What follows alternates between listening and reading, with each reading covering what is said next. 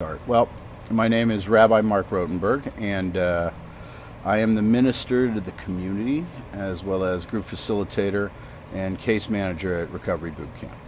Uh, I believe that probably I should just give you an idea of what my general approach is to recovery.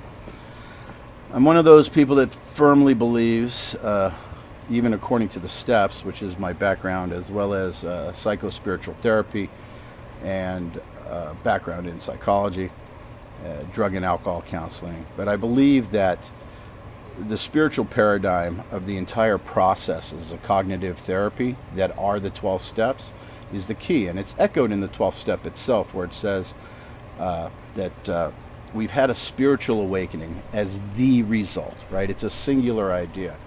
And if it is the only thing that is guaranteed by the steps as a process, then it's the only goal. And in turn, it's really important to understand underneath each step, you can have an expectation of what should occur in a kind of a psycho-spiritual manner. And I think it's important because knowledge is key. Although self-knowledge cannot change you,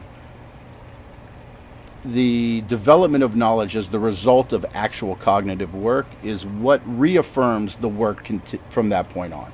So, we always hear act your way into right thinking. It's almost a half sentence, because the truth is that once you start thinking right, that becomes the motivator to continue to act. And I've had this approach for years. I believe that everybody can have an inclusive theology where they can find their path back to some sort of conception of a power greater than themselves. I think that understanding the nature of the work that's involved and what should occur internally with the head-heart connection on a spiritual level is key to each step. Overarchingly, I think that the entire process of self-awareness is the result of the work, then re-inspires the person to work more under the premise of wanting to be a better man.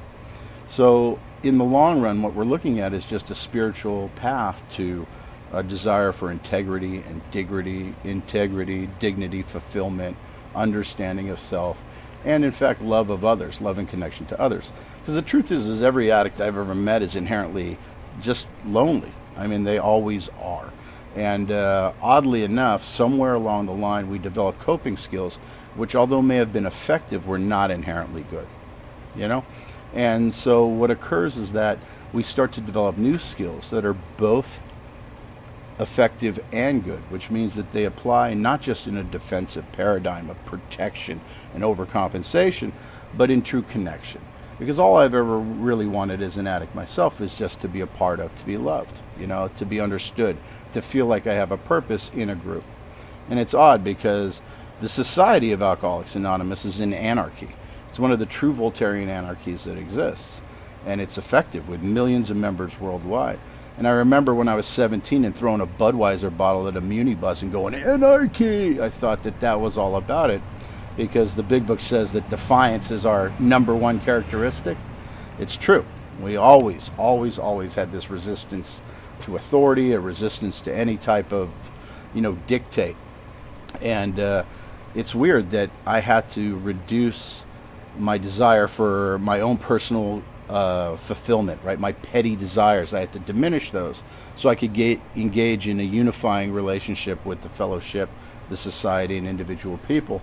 And in doing that, I came to be a member of the only functioning anarchy on the planet. And that's really beautiful. And I think that once, addicts hear that, once alcoholics hear that, it kind of pushes that button of like, yeah, F the man kind of a vibe. And it really brings them into something that they can be a part of. And we see that.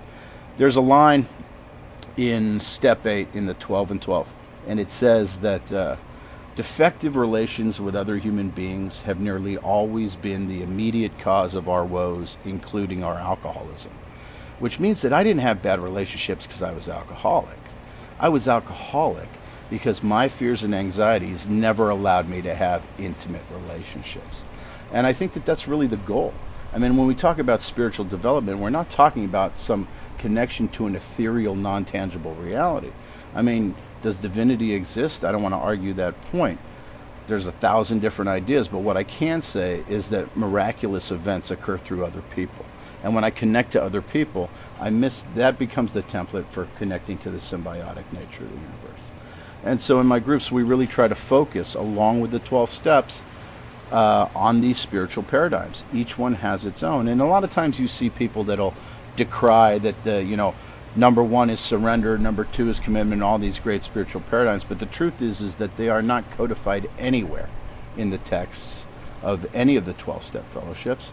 And because what they are is they're individual, right?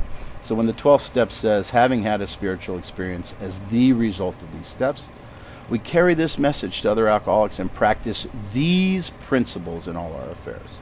So what are the principles? Well, the principles are what become apparent when we find out our defective manifestations of characters. The fears that drive the delusions that manifest in attitudes that make me overcompensate in action, and those overcompensations reinforce my fear that originally started with no bearing in reality, now is locked into the truth because it happens over and over and over again.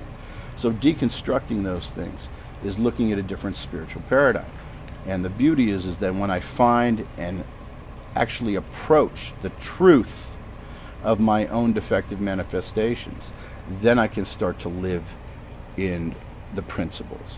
Because nobody walks around going, I'm going to be loving, I'm going to be charitable, I'm going to be forgiving. No.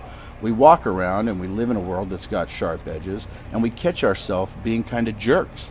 And when those defects manifest or flare up, I can go, you know what, that's not how I want to live, and that allows me to live in the contrary of that reality. And in a nutshell, that's basically how I like to focus. And I mean, I do this because I'm passionate about it. I'm a sufferer myself. I grew up in a religious household where I wanted to answer why all the time. I never understood that those were unattainable, and that solution was really the way to have that enlightenment. The only reason I understand why I do things is because of my own experience in them, and that's how I like to approach what I do. That's it.